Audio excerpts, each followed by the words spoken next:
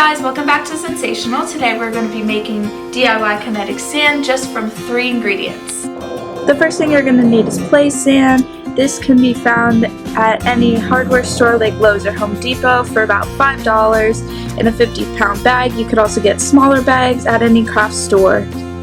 Next, you're going to need about a package of cornstarch, which is 3 cups or 1 pound. And you're also going to need an oil of your choice. Today I'm going to be using canola oil, and you will need about a cup of it.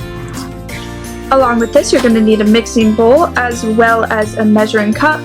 1 cup per size is what I prefer. And then you will also need scissors for the package and a spoon to mix it all together.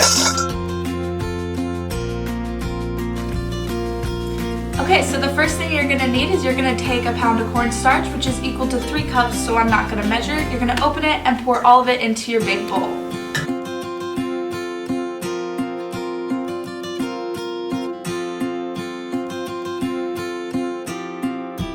So after you put your cornstarch in your bowl, you are going to next add your sand. So for every 3 cups of cornstarch, you're going to use 5 cups of your sand.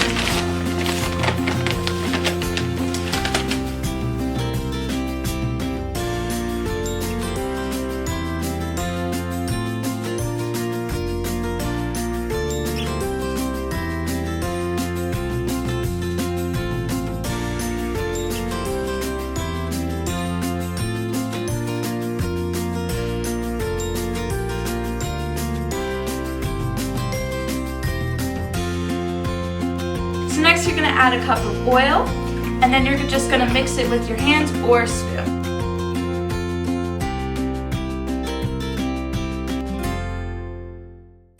Kinetic sand is a great sensory play item that can be used for imaginative play and fine motor strengthening.